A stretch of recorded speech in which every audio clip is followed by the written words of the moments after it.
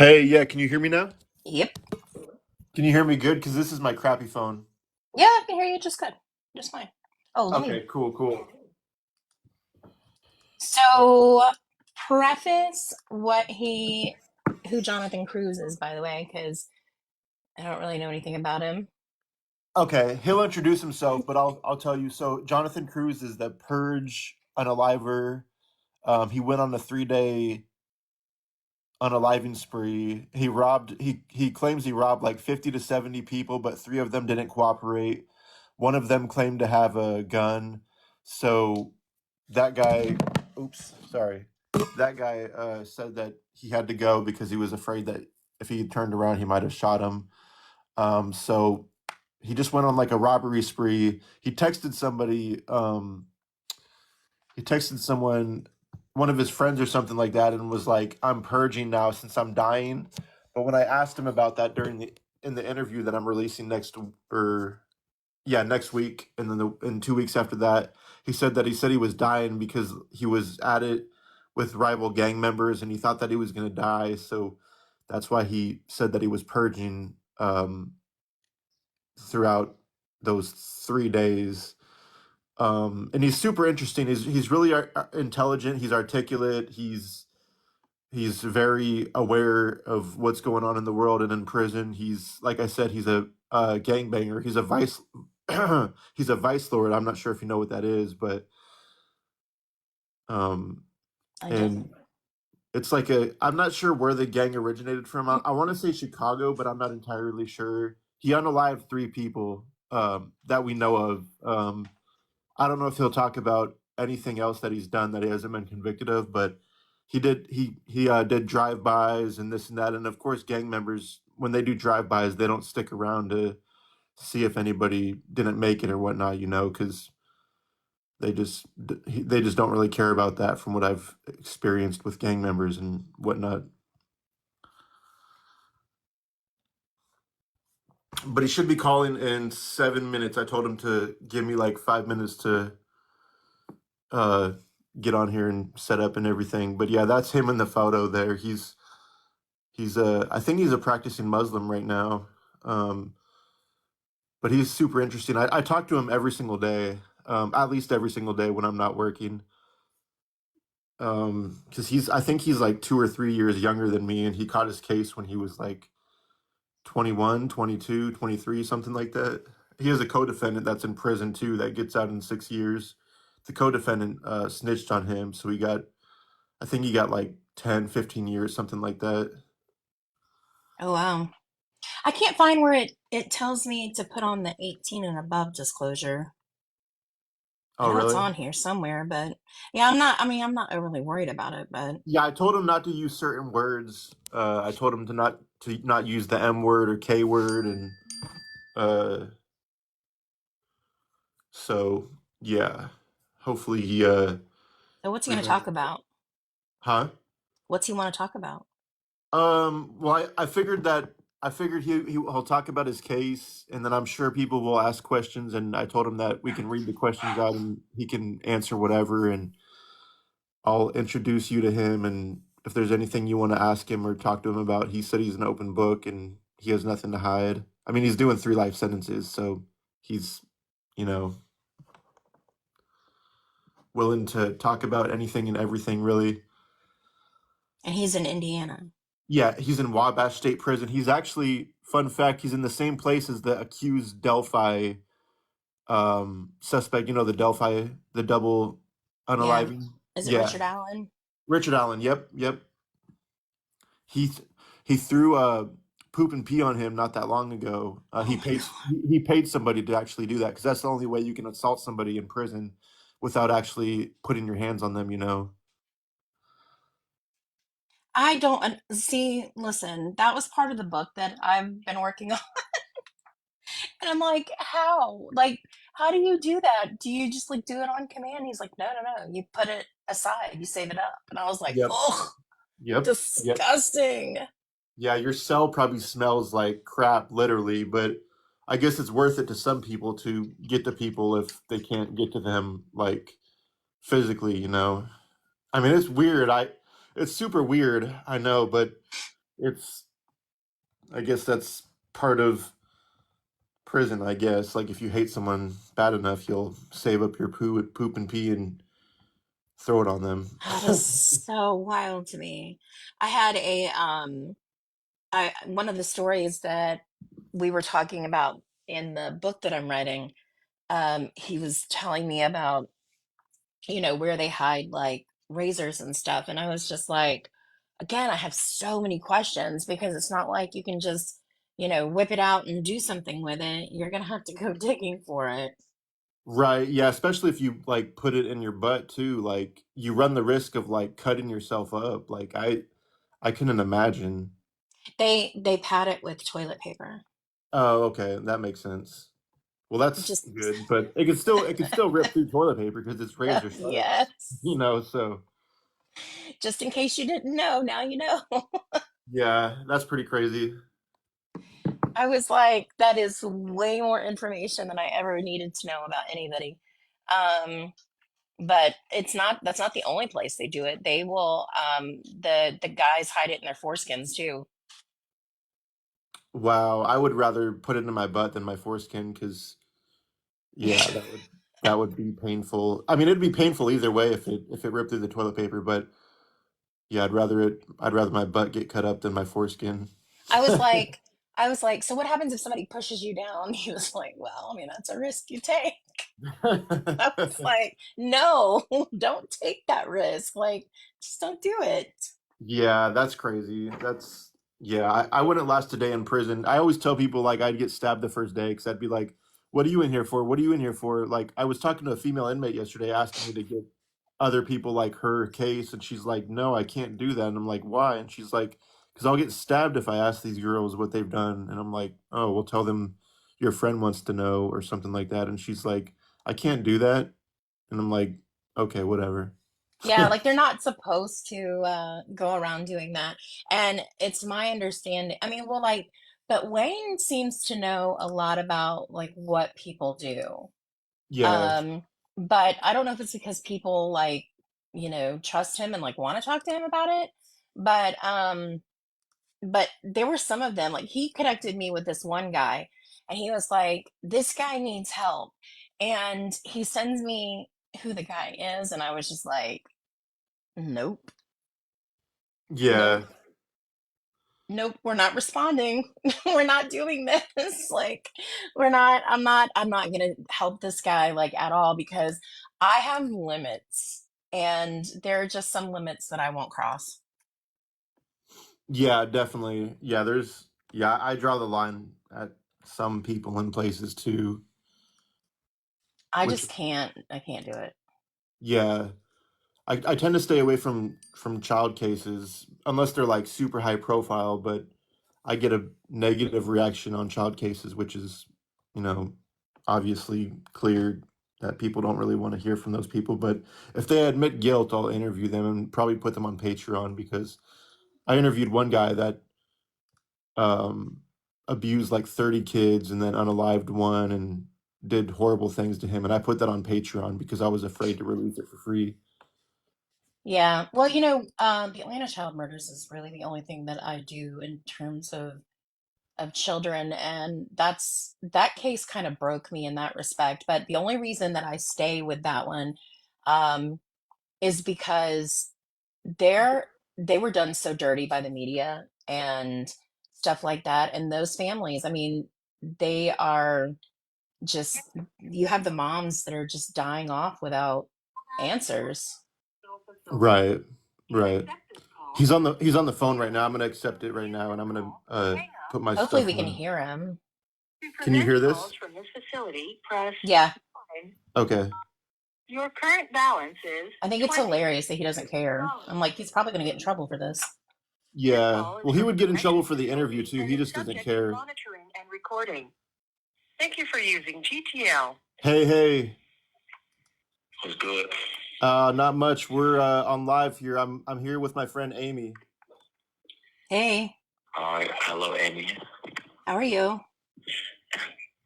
Good. How are you? It's Wednesday. I'm alive.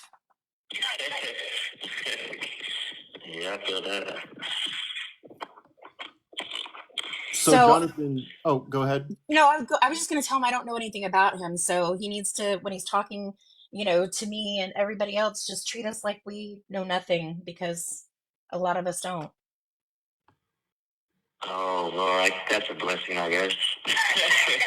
um, well, so I guess explain all the nonsense you guys don't know about. All right, so when I was 19, which was about 8 years ago, I got locked up for, what's the word you said, Andrew? Unaliving.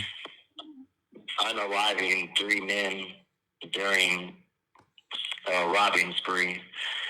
And they didn't know why I did it because I didn't talk to them. And they said I copied the Purge movie. So, yeah, now I'm sitting in prison with 3 life sentences. Okay. Yeah. Long story short. Did you go to trial or did you plea out?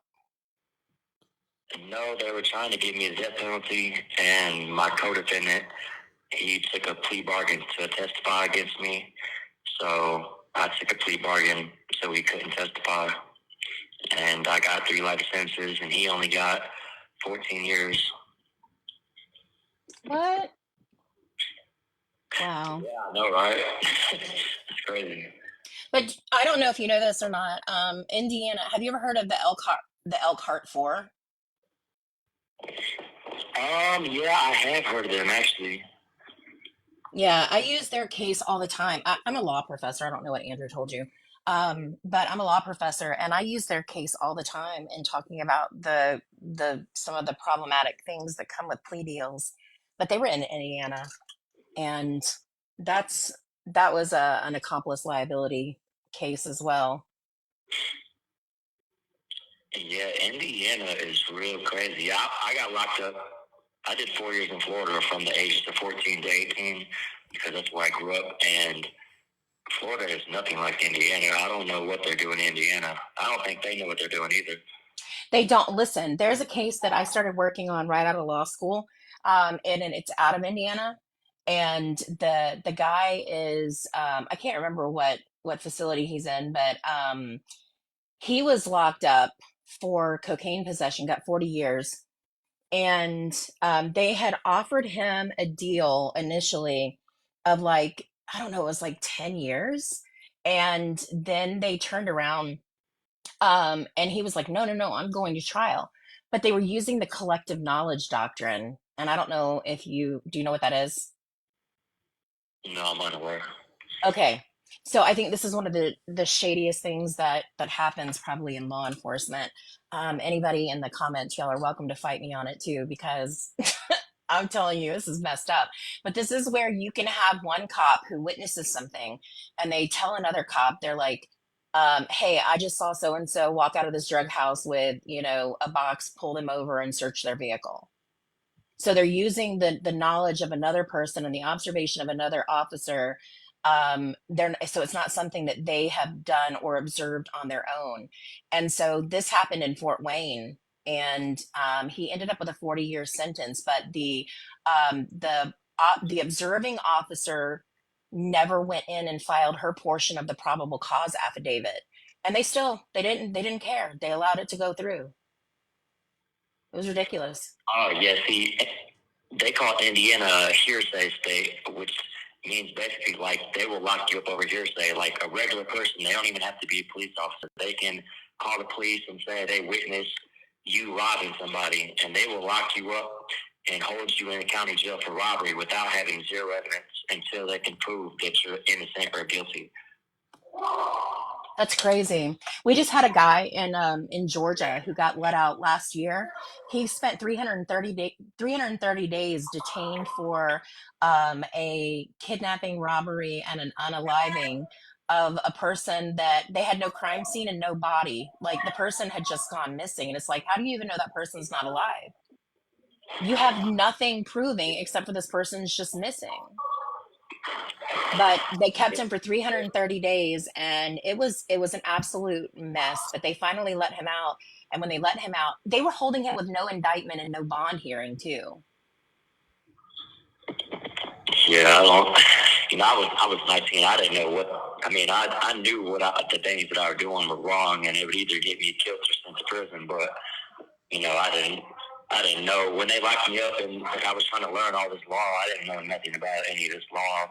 My lawyers, they just wanted to close the case, so they used, because I was facing lethal injection. So I'm a teenager, so they were trying to use box lethal injections to scare me into signing a plea. And I ain't gonna lie, it kind of worked, because I didn't want to sit on death row for 15 years only for them to let me off death row or try to lethal inject me with some chemicals that don't kill me, and we'll have to retry it again. So I was like, man, screw this. I'm not trying to do all that. So I signed a plea bargain and ultimately screwed myself over.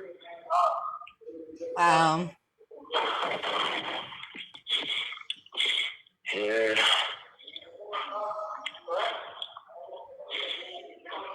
By the way, for the people who are listening, this is Johnathan Cruz in Indiana, and he has 3 life sentences for 3 unalivings. Yeah, plus a little bit. You said plus a little bit? Yeah, they recently charged me with 3 life sentences plus 16, but I caught a stabbing charge in here, and they gave me 6 more years. So it's now 1. I guess they just feel the need to keep adding on time, like it makes a difference. Well, okay, yeah, I get that. So we have a question that says, "What do you do to keep your morale up in prison?" Really, I don't know. The main thing that I do in prison, I'm in solitary confinement right now for assault. So while I'm in here, I talk to my fiance, I read books, I watch TV, I work out, make money, and that's about the only things that I can do. Okay. And then talk to Andrew, unless Andrew's your fiance. No, Andrew? No. I was just wondering if there was something I hadn't been told. She's crazy. Oh man. Okay. So I heard, oh wait, hold on. Do you have to assimilate with certain groups to stay safe? And that's actually a really good question, because I was just talking with somebody here in Georgia prisons the other day about the gang activity in prisons.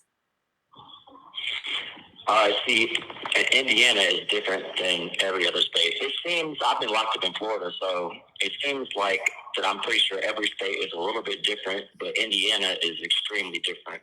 Normally, on the west coast of the country, you have to stay within your own race for the most part. If you're white, you have to stick with the white organization. If you're Spanish, you have to stick with the Spanish organization, etc. Here, everybody's really kind of mixed up. These prisons are dangerous depending on who you are. So, like, I came to prison with them 3 charges that I had, so a lot of people, once they see me face to face, I'm 6'3", I'm about 210 pounds. I'm not a small guy. So when they seen what I was locked up for and seeing how big I was, they tended really not to mess with me at all. And I was affiliated with a criminal organization on the street. So when I already came to prison, I didn't have to join nothing or nothing. But I mean, some people, everybody in prison is gang affiliated, or they were religion affiliated. They either join gangs for protection or because they have financial issues, things like that. That's really the main thing. So some people, yeah, I would say they come to prison and join gangs. Some people join gangs not knowing they really don't need to. As long as you don't have a sex crime then you really don't need to join gangs, but everybody does it anyways.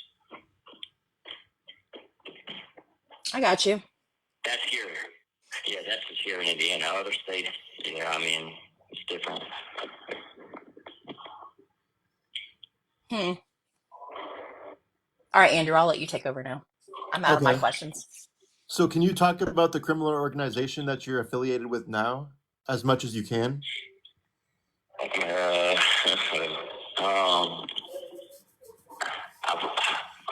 mean, I really don't want to go. I can say a few things. I'm in a mostly black organization, even though I'm not black. They're based out of Chicago. That's when they were created in the 1950s.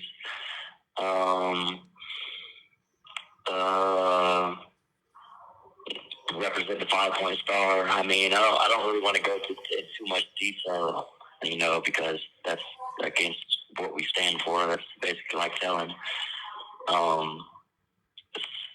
About really all I can say, I feel like, without going against what I'm supposed to go against. Right, that's fair enough.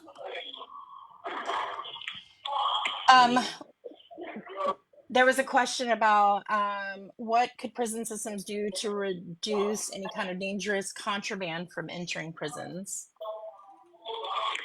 Oh, that's a good question. I really don't feel like they can do much.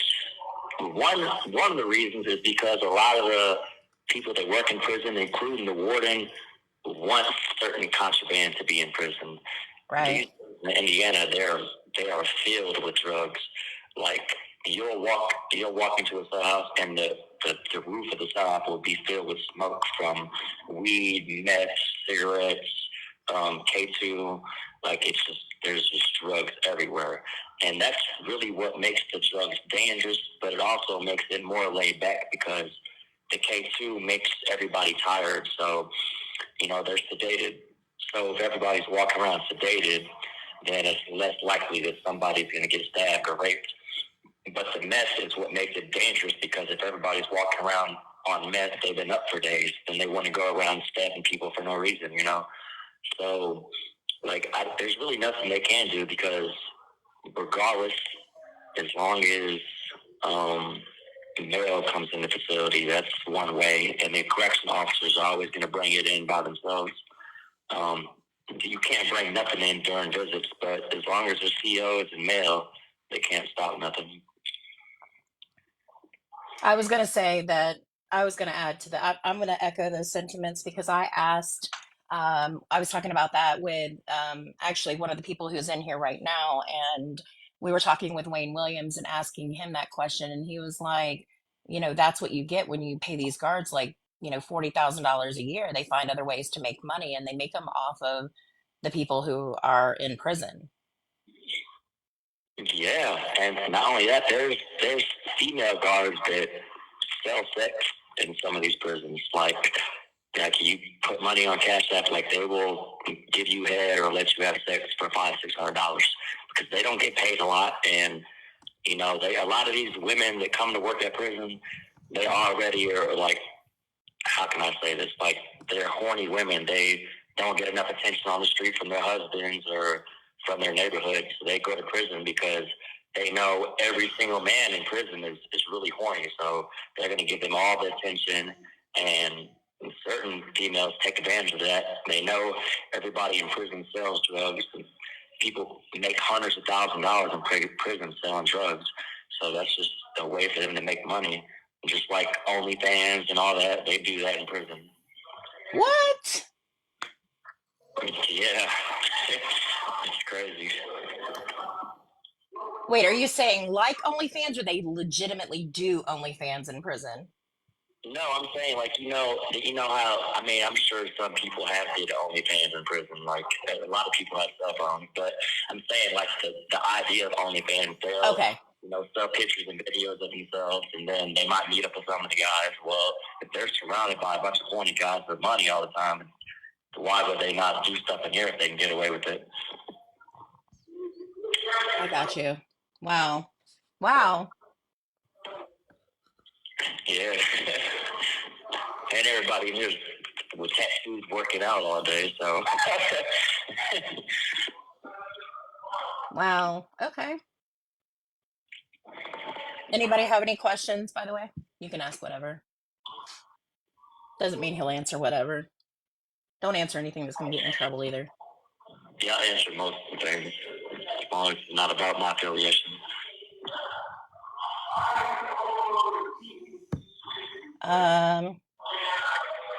Finish prison cut. I agree with that. Oh, what about drones? Do you guys have drones that also fly things in? You said what was the last part? Drones. Drugs. Drones. DRONES. The little airplanes. Oh, drones. I mean, I've only been to 2 prisons in the States. No, 3 prisons in the States so far. And these prisons, you're not flying no drones over it. But the lower level prisons, because I'm in maximum security, of course, so the lower level prisons, yeah, they said they have drones that fly through there and drop stuff off. But here in the maximum security, they're not letting no drones get over these fences and walls. Interesting. Can you talk some about how the hustles work on the streets to traffic young girls in communities? We've been doing research about trafficking humans. I don't know if you know anything about it, but if you do, any insight would be absolutely amazing. What you say, Andrew? She's starting to break up a little bit. She said, there's a question. Can you talk some on how hustles work on the street to traffic young girls in communities? Drugs. I mean, No, trafficking young girls. Do you know anything about it? yeah, drugs. I mean, if you take any girl, young or old, and get her hooked on drugs like heroin, fentanyl, I mean, once they get strung out on drugs, they're gonna do whatever you want or whatever you tell them to. It's sad, really. Like when I sold heroin and meth when I was free, and I would see so many heroin addicts and meth addicts, females. They were so beautiful, so cool, and like they were so pretty and cool and laid back. You know, like I would want them not to do drugs, but I knew I wasn't going to stop them. You know, and I talked to a lot of them, and I've seen this so many times. They'll be dating a guy, he does drugs, and he will get that girl strung out on drugs just so she stays with him, you know, because once they become addicted, they always want to be around drugs. But then after he gets locked up or finds a new girlfriend, then she's just left by herself addicted to drugs. And eventually, I mean, that's just how it goes. Like, once a young girl's addicted to drugs, she has no work experience. She's not going to go get a job. If her parents don't put her in rehab, eventually they're going to be tired of her shenanigans. You know, they might put her out the house, or she'll run away, or you know, that's really the main way on the street that girls become in that profession is drugs.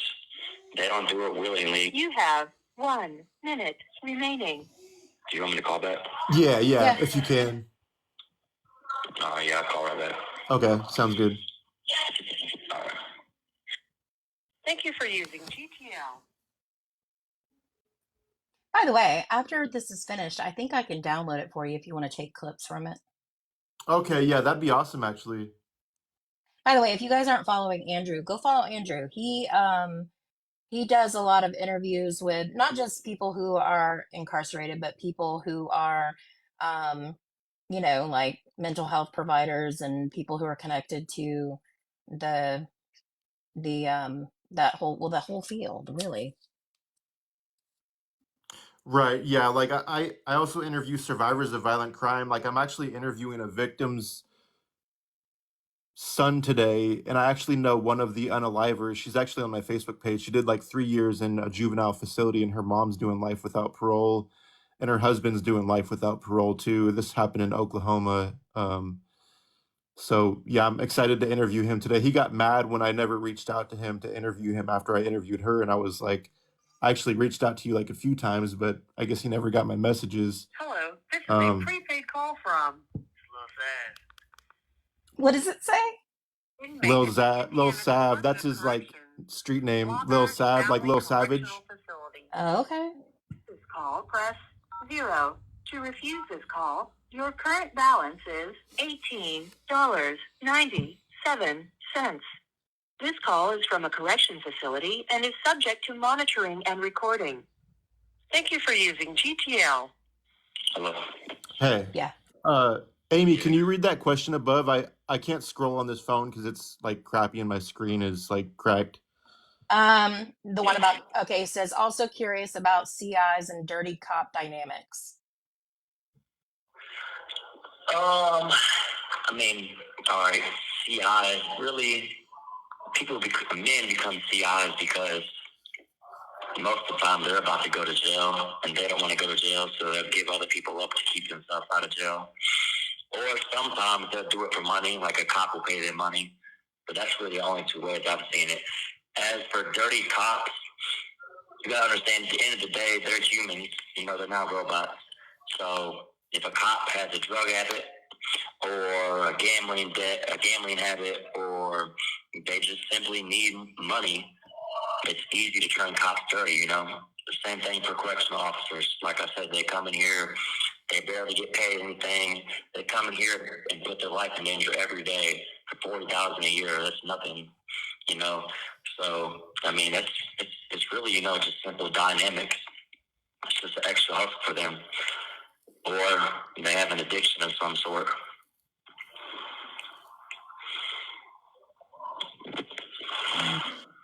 Thank you for the gift, by the way. I don't know who sent that. I didn't read, but thank you. I appreciate it. Yes, thank you guys.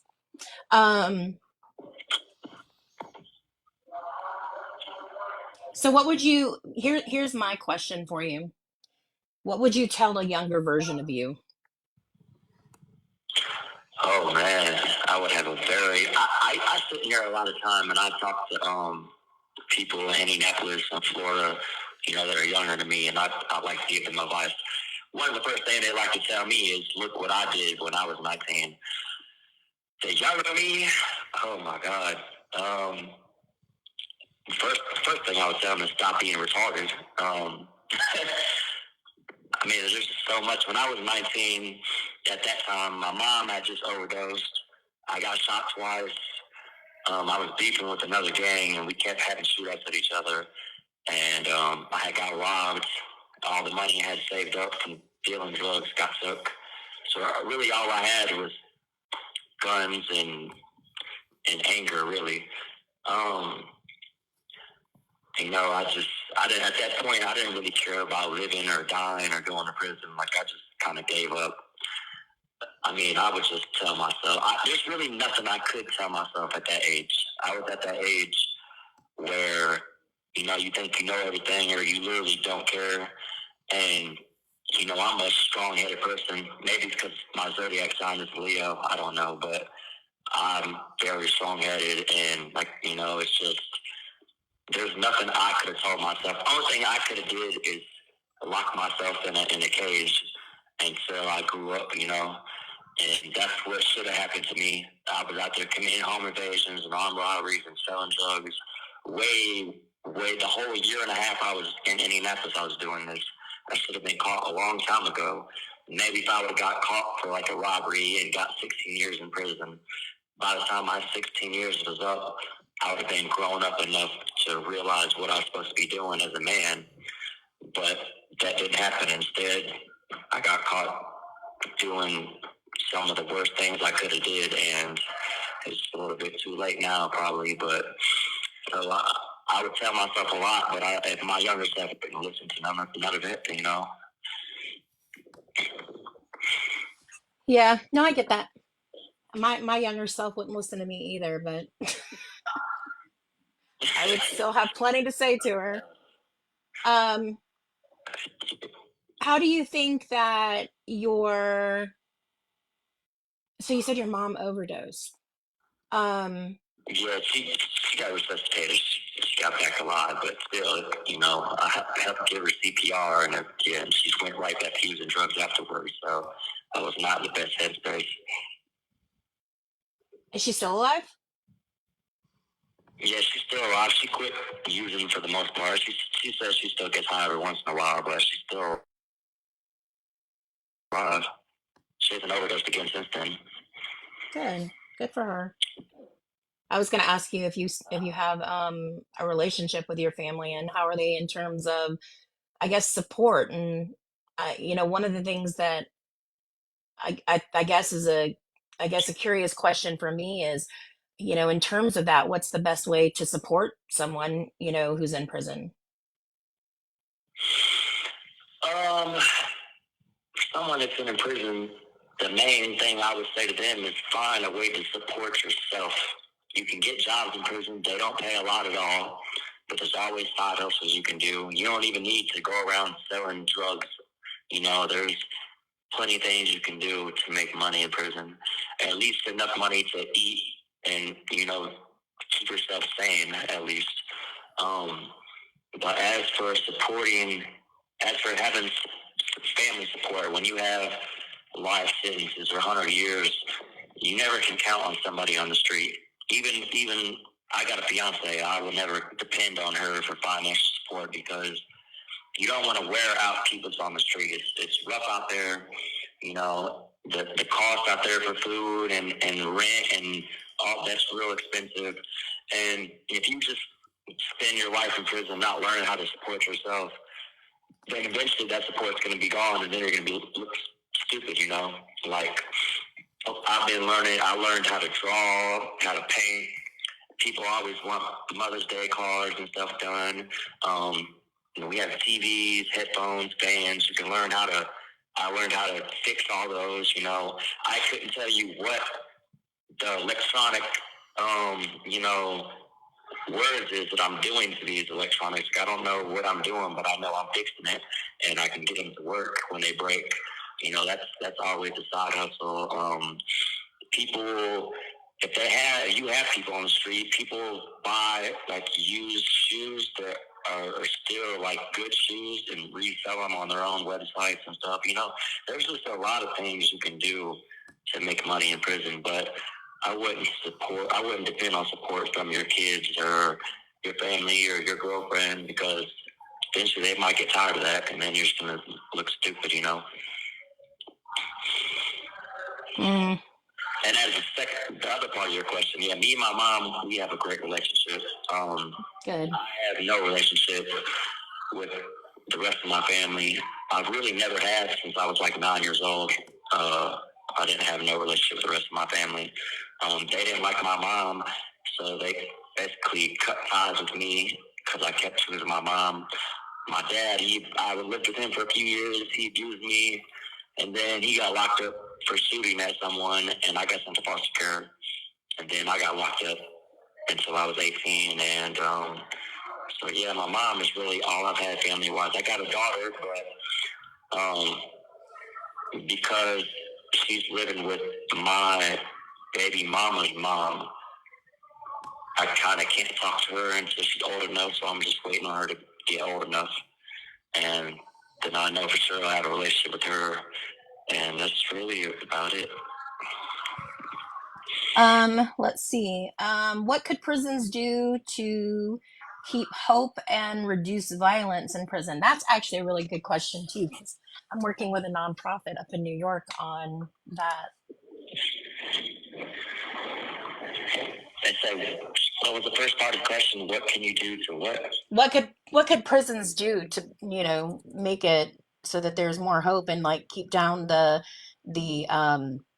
violence? But let me add another part to this, because one of the things, Max, that I heard out of the other prison is that one of the biggest things that they found is there is an education correlation to violence in prison, and there's like a using or dealing with dyslexia and people who are struggling to like read and write with or without dyslexia, and we found a correlation in Rikers with that. Yeah, there is I ain't gonna lie, majority of the people in prison, I feel like, are uneducated. Like I was already educated, book smart, as well as street smart on the street. After I came to prison, I dove right back into books and educated myself even more, you know, psychology, really anything I could educate myself on.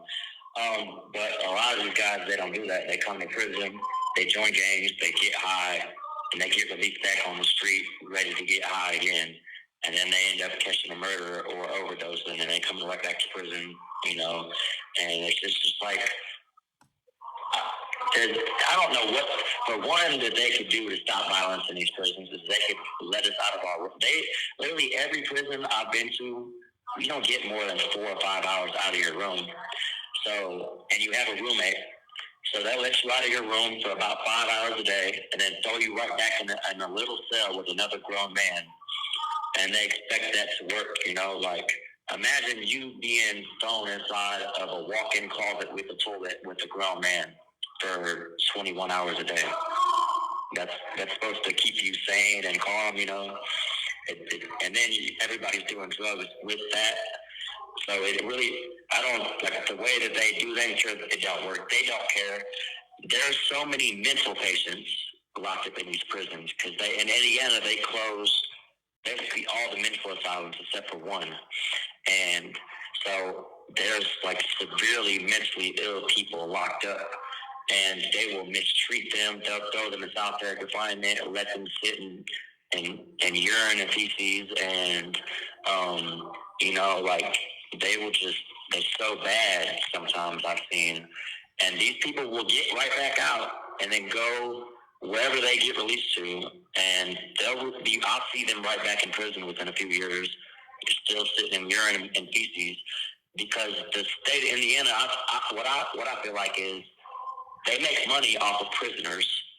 I don't think they make money off of mentally ill people in an insane asylum. So all these mentally ill people that walk around cussing at themselves, you know, trying to punch trees and, you know, their crazy stuff. Once they go to prison, the state makes money off them. So I feel like they have no problem with sending these crazy people right back to prison. They're not getting no help. They don't get put on medication. I got locked up in the Annex, which is a Newcastle part. It's a part of the Newcastle prison. It's supposed to be like a transition program, which, again, I don't even want to get started on that place. There's no transition about it. You can't even go to church there or nothing. But anyways, I got put in a mental health part for a few days, and I watched how they treat the mental health patients. That's even worse. They come out of their cell for 1 hour a day, and they come out by themselves, and they go to therapy maybe once a week for 1 hour a day, and they shoot them up in the arm with this drug called Holozol or something like that. And all it does is make them talk to themselves. Like, everyone I've seen takes it just talks to themselves. It really blows my mind how the state of Indiana runs these prisons and these mental health places, because there's no possible way. And then when these crazy people get put in the population, they either get beat up or stabbed, or they beat up somebody else or assault an officer. So, like, there's a lot of things I would do differently if I was like a Department of Corrections commissioner. But for this state, they're not going to do none of that. You know, they're not going to let people out of their cell more. They're not going to let people outside more. They don't want to take part in none of that. They feel like they're throwing us in ourselves, filling us up full of dope is the best that we can be. And if that don't work, they're going to throw you in solitary confinement for years. When I first got to prison, I stabbed this baby killer, and they put me in solitary confinement for 4 years for that. And I'm still, now every time I go to solitary confinement after that, they give me 2 years.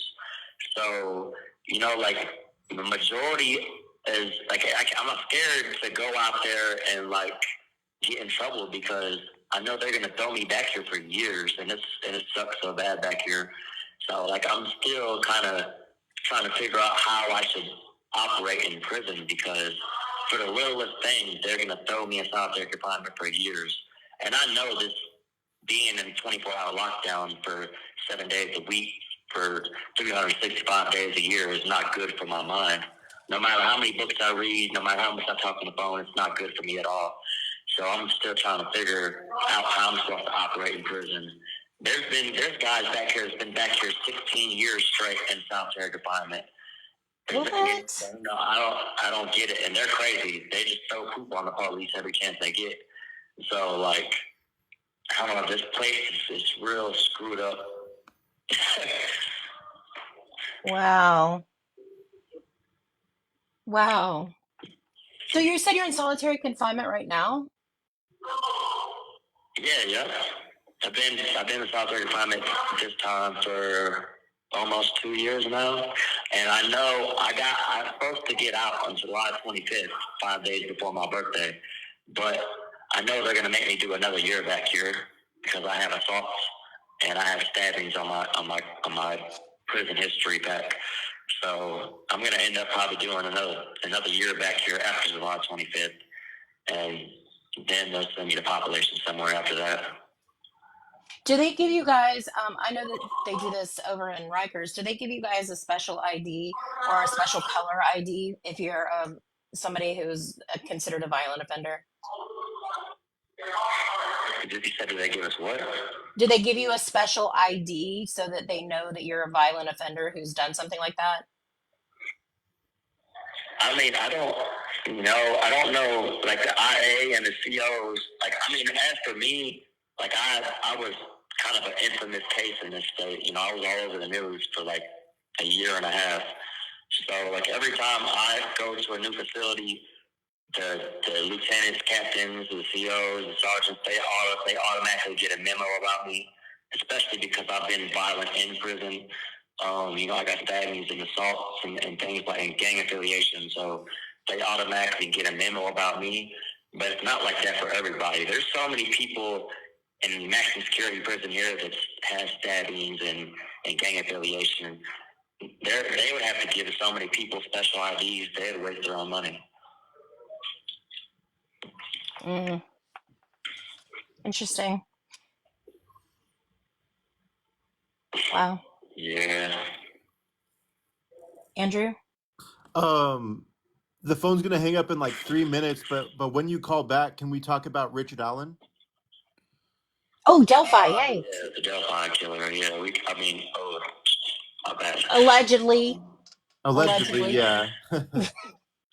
Yeah. Yeah, well, yeah, we can talk about him. You said it's gonna hang on in 3 minutes. Yeah, it's at like 18 minutes right now. I thought in Indiana was 30. No, it's 20 minutes in Indiana. Dang. Yeah, and when you call out of state, it's like $4.30 a call. Really? It's crazy.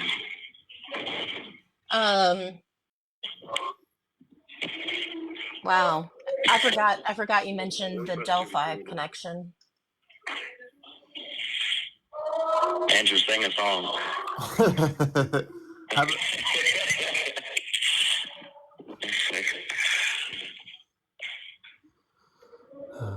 I should invite Jason Jensen.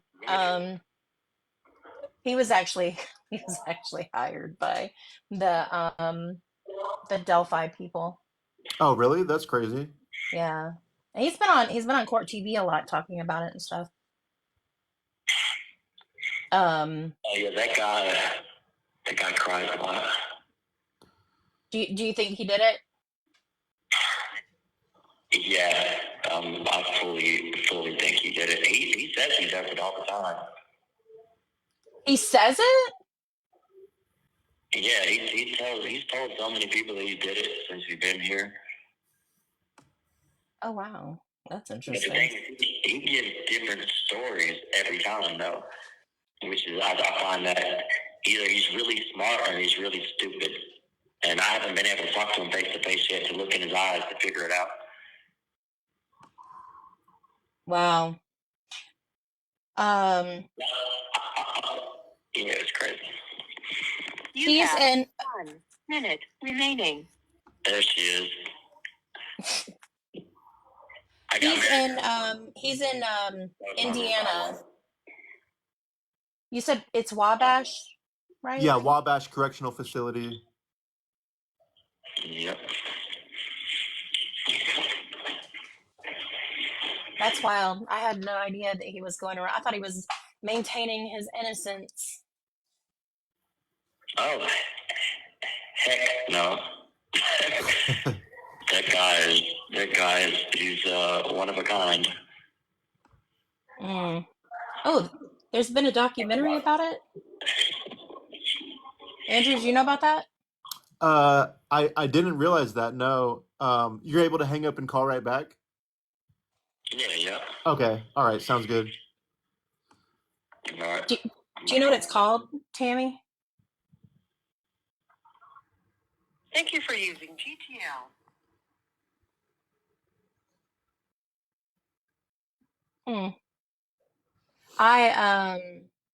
They need to do one on the Georgia prisons, because the Georgia prisons, like the one that Wayne Williams is in, he sees a guard like twice a day, and that's it, because they only have like 4 to 6 guards at all times.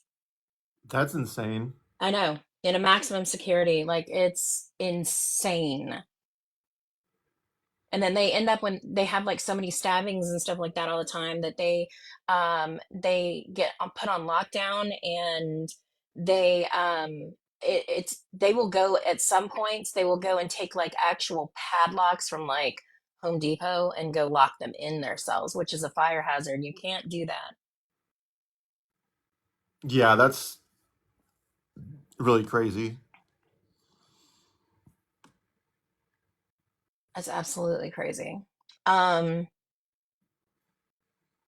the way, Ken sent me a message apparently telling me about the Facebook page on the 19th, but Securus wasn't working.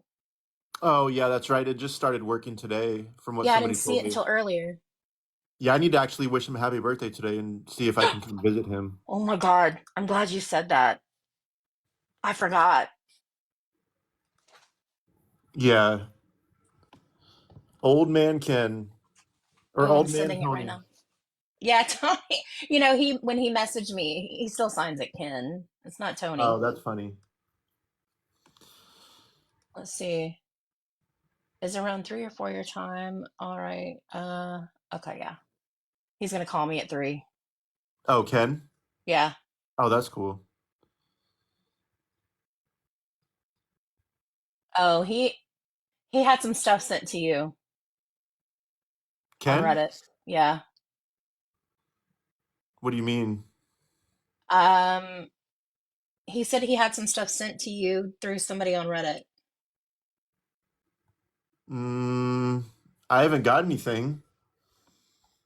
I don't know. That's weird. I'll have to message him and see what he's talking about. Maybe it was sent today. Have you checked your Reddit messages? I don't Are you I on don't know Reddit? I don't know how to use Reddit, to be honest with you. Like, I have an account on there, but I don't know how to use it. Bye, I'll Tammy. I'll check it today though.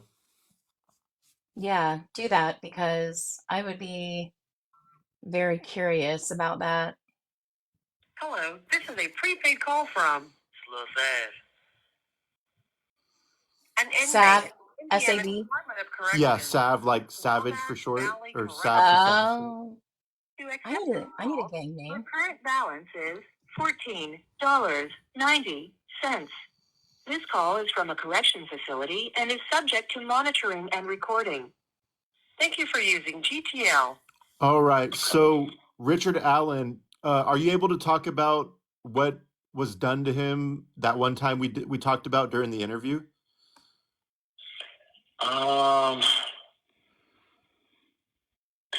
Which time? There's been so much things done to him. When somebody saved up the stuff to get him? Oh, yeah. Don't make me look bad. Well, but he admitted to doing what he did to them little girls, and I really hate men that prey upon children and women. So what they do back here in solitary confinement, because they can't stab each other or fight each other, they like to spit on each other or throw fecal matter or urine on each other. So there was this guy that does that, and I paid him to do that to Richard Allen. He threw fecal matter and urine all over Richard Allen's face. Oh, Yeah. I'm sure he didn't appreciate it that much. Oh, I'm sure he didn't either, but he shouldn't be admitting to, killing little kids.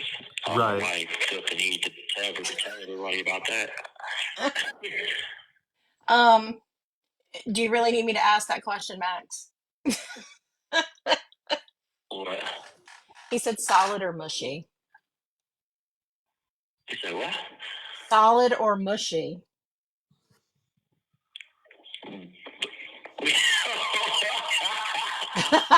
Now you get it. Liquidated.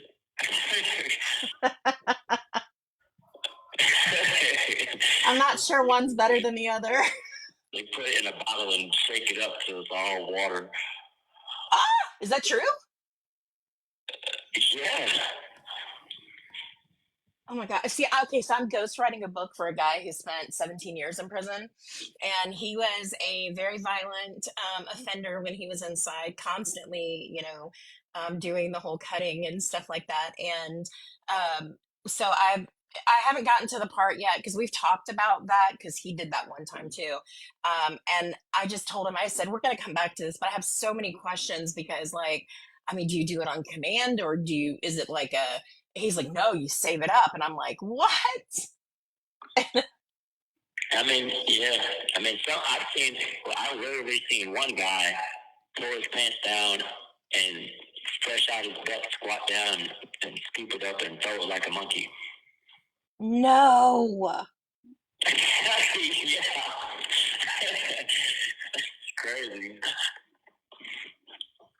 There's this other guy, he caught this guy. This guy was sitting down, and he crept up behind him and pulled it out and peed on him.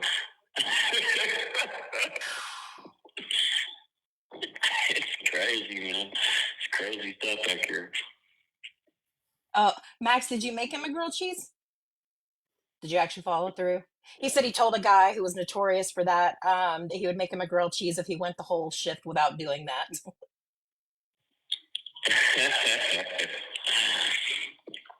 I've heard about prison grilled cheese too. I've heard how they do that.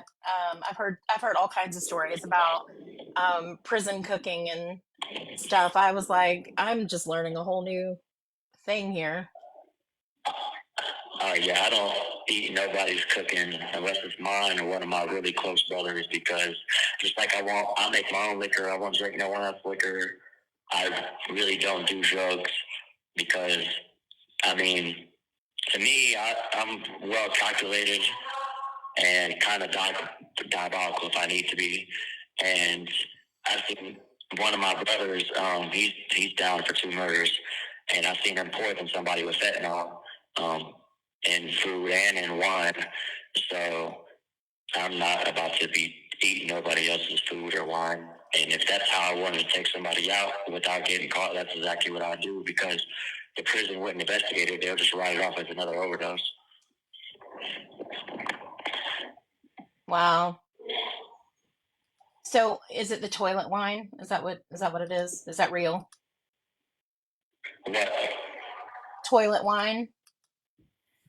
I've never seen nobody do that here. I've heard about it, but I catch somebody drink. If I catch somebody drinking wine out of the toilet, I'm gonna make fun of them forever. I would too, honestly. That guy toilet. That desperation level is real.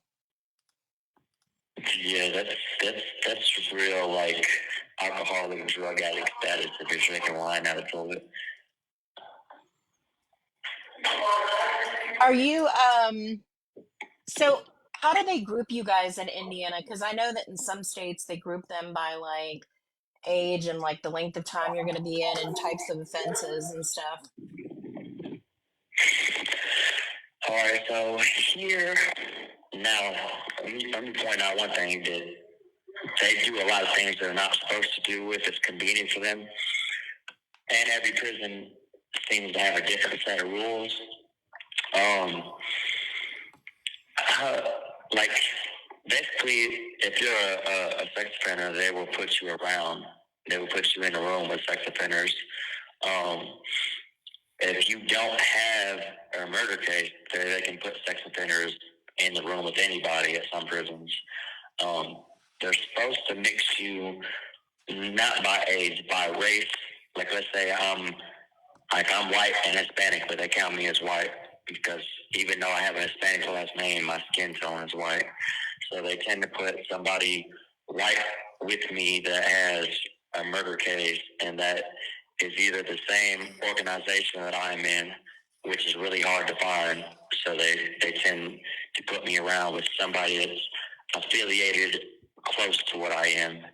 You know, like for instance, what would be close to me would be like a Latin King or really that's about it. That's really the only thing they could put me in a room with, unless they find somebody that's the same skin tone as me with the same affiliation. But like I said, they rarely find that. So that's really what they're supposed to do. So if you're a GD, you're going to go in a room with a GD that has a murder, and I mean that's basically how they move. Does that help cut down on gang violence? Yeah, because like if you're a GD, they can't put you in a room with a life story because that's gonna pretty much cause gang violence. You know, just how normal prison is. They can't put you in a room with the opposition gang because if y'all get into it, then everybody's gonna be into it. Interesting. Anybody have any questions? You guys feel free to ask.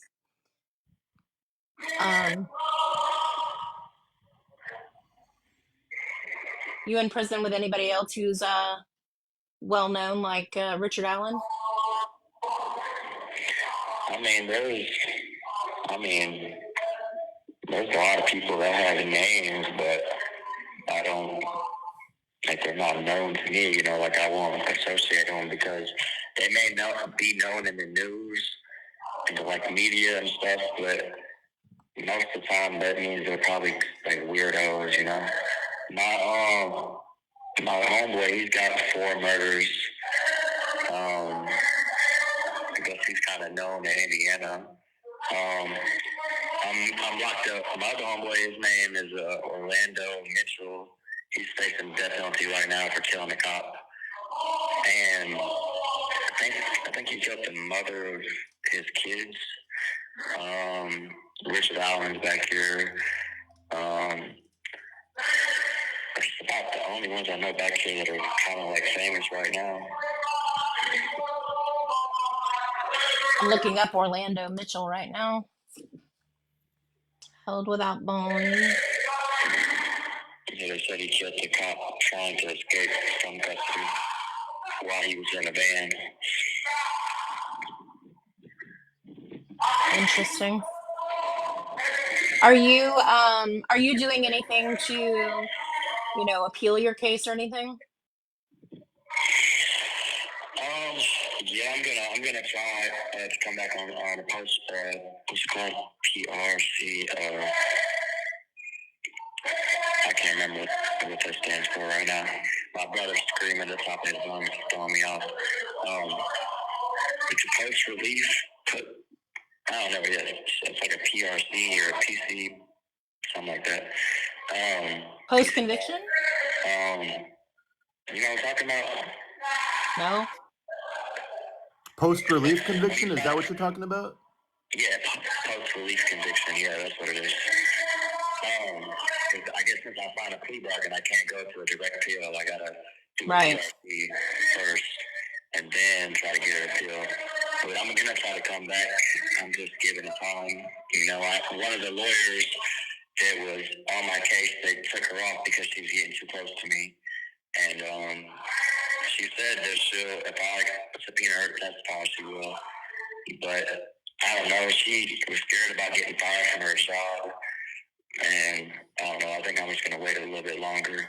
But I'm definitely going to subpoena her because she's seen a lot of the lawyers do a lot of things they weren't supposed to do to get me to sign a plea bargain. Interesting.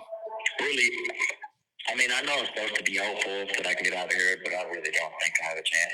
Right now, I'm not ready to get out of here anyways. I don't feel like even though I've grown enough, I don't feel like I've got my anger under control enough to be free. Unless I lived very far away from the city, I could live with my family or somewhere out in the country, but I don't feel like I need to be around a bunch of people because I'm just, I don't know, people make me mad. I'm a people person, but at the same time, I'm not a people person. I don't know if that makes sense. I'm social, but I'm antisocial. No, I feel that. I'm trying to get some mental health issues figured out before I ever get released. Good for you for recognizing that, though. Huh? I said, good for you for recognizing that. Oh, yeah. I'm a realist, I don't got no reason all the bad things I did in my life, I have no reason to lie. What's the point of lying now, it's just some more bad stuff. Do you think there's something in your past that kind of turned you in this direction that if you could go back and do it over again, it would have altered it? Oh my God, there's so many things that were altering. I feel like the very altering point in my life was I was 14, I was locked up, and they were about to release me, and I either was going to go to foster care or my grandma had a chance to take me. My grandma, she was living out in Naples, Florida, which is a really nice part of Florida. Mm-hmm. And it was either that or foster care. And her husband didn't want to have a kid. He wanted to live out his retirement days, doing whatever he wanted to do. So she denied it, and I got sent to foster care. And they moved me directly into a foster care group home that was right in the middle of a hood, the ghetto. And there was nothing around there but prostitutes, drugs, gangs, and guns. And in that group home, we can stay out from 6 a.m. to midnight. They didn't even know where we were at. So I just ran around all day.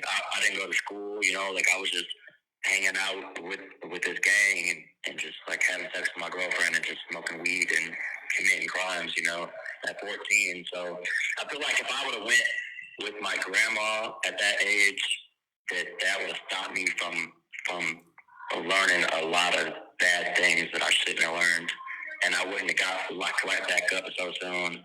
And I feel like that would at least been a chance, by 14, I had already experienced so much bad stuff, but I still feel like at 14, I wasn't completely messed up in the head, I still feel like there was part of me that still wanted to do good and be good. But after I got sent to foster care, that was over with. All I was focused on was gangs and, just sex, money, and murder. Really, that was all I was focused on. I didn't care about nothing else. And yeah, I was really retarded. And I don't know. I had one of them switches. I just had a don't give a crap switch where I could flip that switch, and there was nothing. I didn't care if he was shooting at me; it wasn't going to stop me, So I don't know. But I feel like when I was getting out at that point in my life, if I would have went with my grandma, that would have probably stopped me from being where I'm at. But it didn't, and it is what it is. Wow.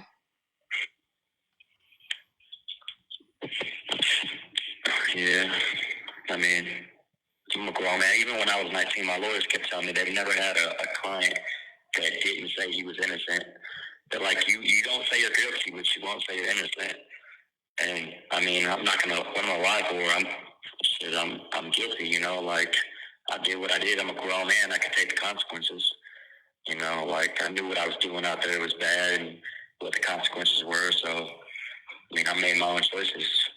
I can't go back in time. So it is what it is. Wow. But you know what? That's good that you've thought about those things.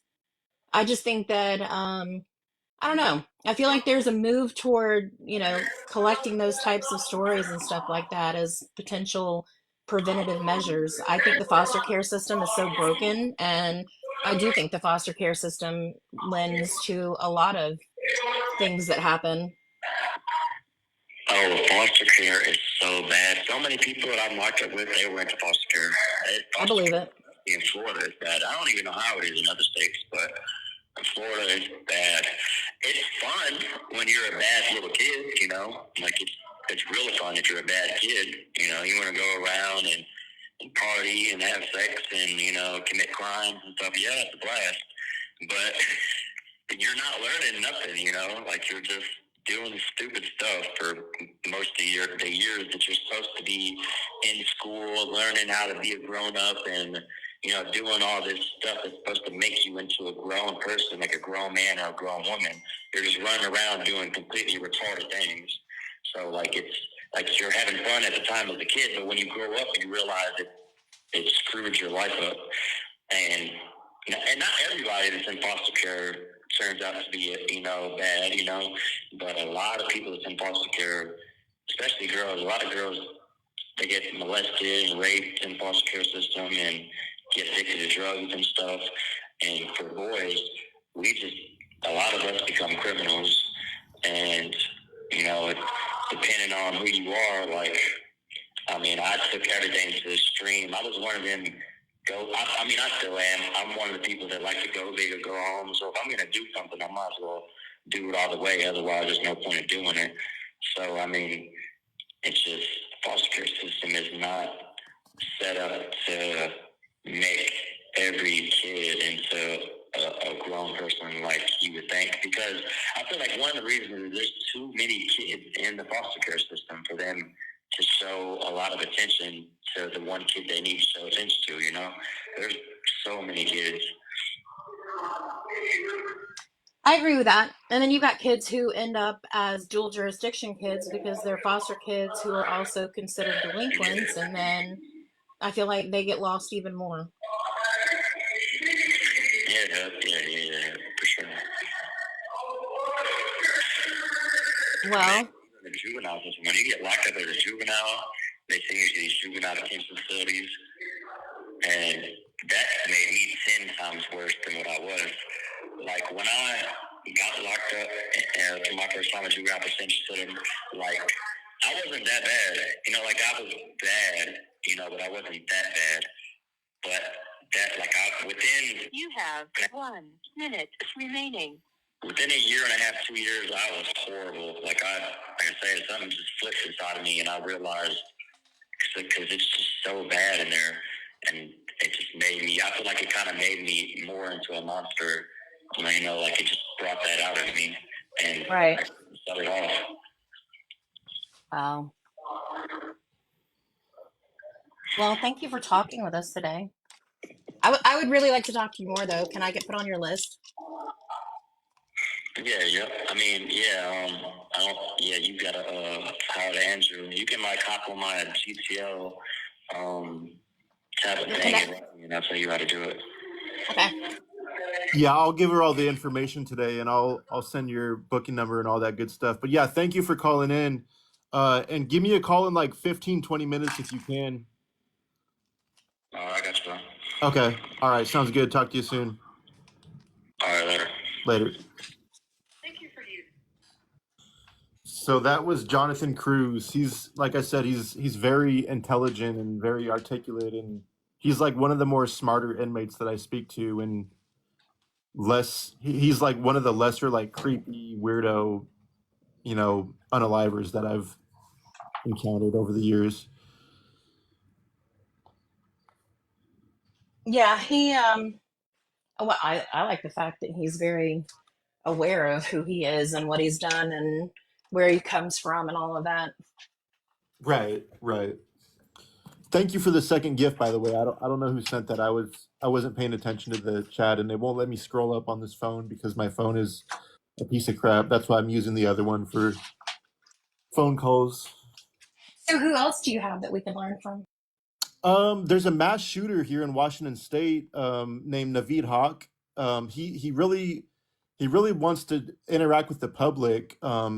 He he committed a mass shooting in, I don't know, like 15, 20 years ago at a Jewish Federation Center in Seattle. You might have heard of it. It's considered one of the worst hate crimes in my state's history. He was trying to stop something in Israel or Palestine or something like that. And he took people hostage and he unalived one person and injured a few others. And I have an interview with him on my podcast. It's interview with mass shooter Naveed Hawk.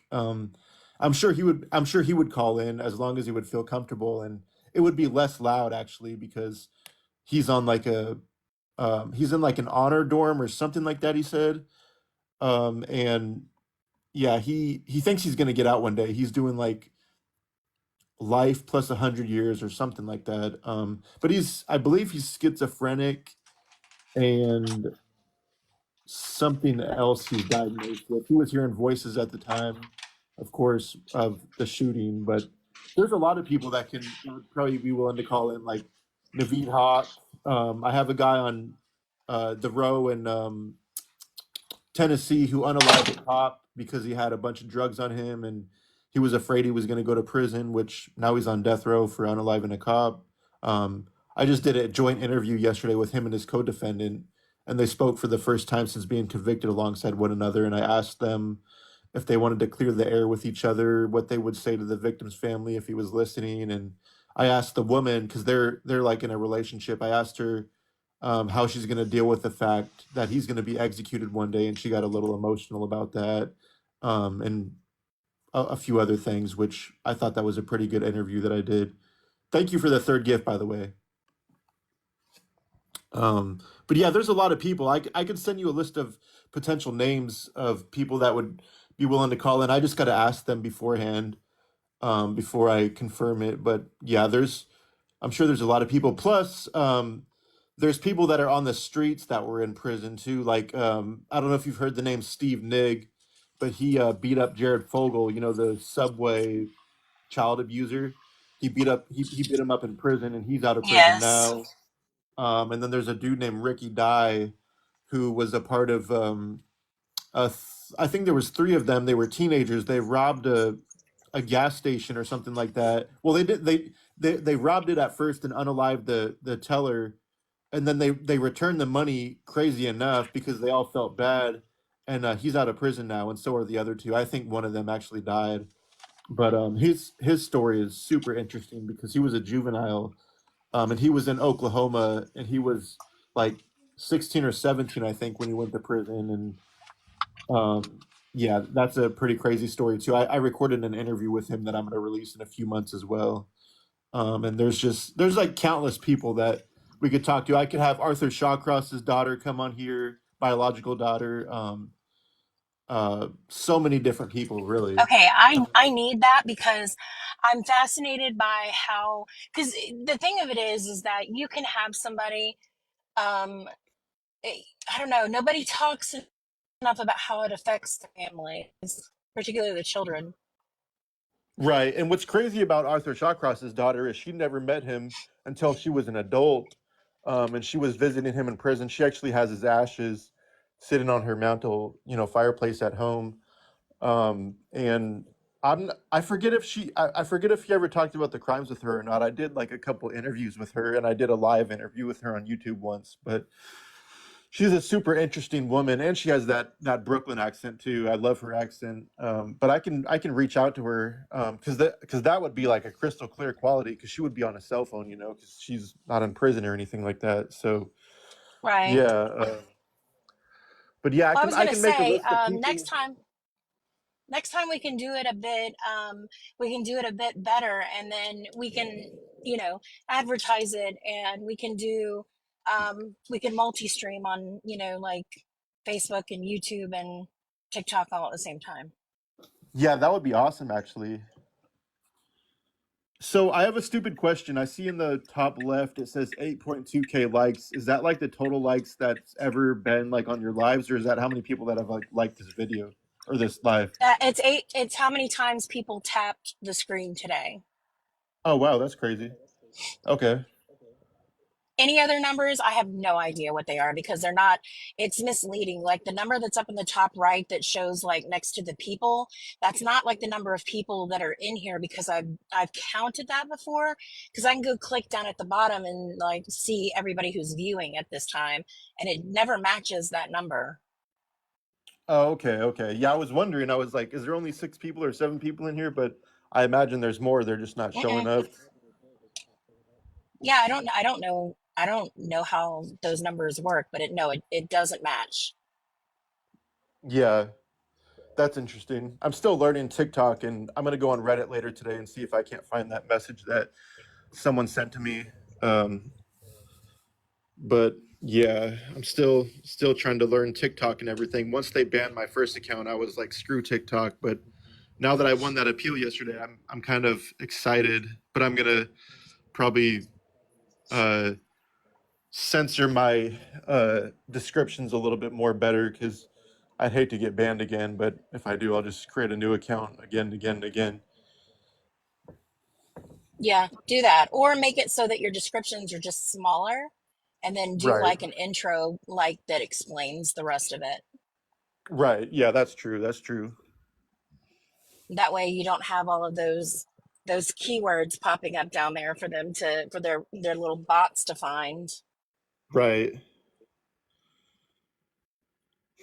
Yeah. Um well, again, just let me know. And I don't teach, I only teach at nighttime and I only teach on Monday nights this semester, so I'm pretty open in that regard. Okay. All right. That sounds good. Yeah, I'm off. I'm usually off on Tuesdays and Wednesdays, but next week I only have one day off because I have to do a training in Everett, um, which I'm dreading the drive because they're doing construction right now. But yeah. Let's see. Yeah, you probably won't see me. See, why does that oh, is that what it is? It keeps the viewers off. Okay. I didn't know that that can be done.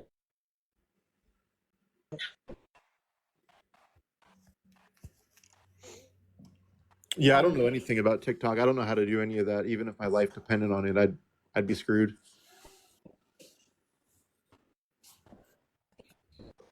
I'm putting my car on auto drive. Oh, you're in the Let's car right see. now? Yeah, What do you have, a Tesla? thank God. Uh, I do. Oh, that's awesome. Um, I'd be sleeping in the yeah, back now it's seat breaking while for me. it drove for me. Well, you can't do that. It won't let you.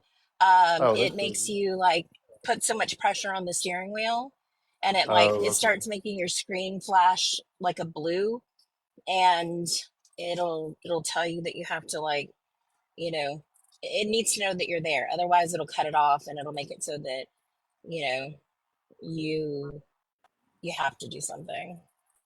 Yeah, that makes sense. I've seen videos of like But rappers like it's getting high in the car and like sitting in like the passenger seat like asleep. Like Quavo from the Migos was doing that, and I think he got pulled over because of that. I don't know how, well, I guess you could move over after you put it on, but I would think that there's probably, I don't know. I'm gonna have to see if that's for real because I would think that there's some kind of sensor in the seat to determine whether or not you're actually there. Hmm. Because there's Yeah. definitely a sensor within the steering wheel to know how much pressure you're putting on it. Right. Yeah, that makes sense. I'm just Is it saying. like a Tesla car or one of those like ugly trucks? I do not have the truck. I saw one the other I, day and I was like, damn, that looks like a piece of crap. it's huge though. It's very tall. It looks like Kanye West could have designed it, like because it's just horrible looking and his clothes are horrible and his shoes are horrible. So I was like, that looks like a Yeezy invention. It is very interesting. I saw one at we went up to Ohio. And by the way, I love doing road trips in my car. Um, we went up to Ohio, and when we were coming back, we were stopping at one of the chargers, and there was one there, and I was like, and Hayden was like, "Is it gonna look weird if I take a picture?" And I was like, "Hayden, they're probably used to it at this point." Yeah, probably. Like, That's just funny. do it. Just take it. That's So, hilarious. Yeah, they look like they're like out of this dimension, like we're like alien yeah, they're freaking. really Yeah. weird. I'm not a fan, but I love my Tesla, and I'll never go back. I won't. I will cry if like they ever stop being made too, honestly. Right. Because I've looked at other ones, and like my 17-year-old, she's got an electric car. Hers is the BMW i3, and I don't like hers like I like mine. I like mine. Yeah, that's awesome. I drive a Kia. I hate mine, but it gets good gas mileage, so I can't really complain too much. That's the whole reason I went electric with a teenager, because I was like, I don't want to pay for teenage gas. Yeah, yeah, that makes sense. That's cool. But hers does have a little gas engine in it, but it's not like a gas engine. It doesn't like propel the car itself. It recharges the battery. It's a generator. Oh, that's cool. Yeah, that's awesome. So ooh, Kia Electric. I saw one of those recently. It looked really cool. Do they have Um electric Kias? That's crazy. I didn't know that. yes, they do. I can't remember the name of it, but it's like an I don't know if it's necessarily an SUV or if it's more of a crossover. Um, but it's definitely interesting. And the only reason I know about it is because both of my older sons both have Kias, and they bought them from somebody I met through Wayne Williams. Oh, that's crazy. Yeah. Small world. So we drive out there. We drive out there to see him because he runs the dealership. That's pretty cool. Yeah. I'm telling you, the true crime world can be a really pretty thing. It can be a really ugly thing. Yeah, definitely, definitely. Yeah. It's just hit or miss sometimes, really. It is. But Ken's gonna call me at 4. I'll tell you what he has to say. I haven't talked to him. I haven't talked to Ken in probably uh 6 months or more. Oh, that's crazy. Like, I haven't talked to him on the phone. And by the way, just for anybody listening, I'm talking about Kenneth Bianchi. It's the Hillside Strangler case. Um, but yeah, and he's now Anthony D'Amato, but yet he still goes by Ken on my emails. So he won't get offended if I'm like, "Hey, Ken, happy birthday." He doesn't want me to be like, No, God, I forgot to. You know what? I'll just sing to him when he calls me. Yeah, that's funny. Yeah, I'm gonna Seriously, add him today, and hopefully he gets it today.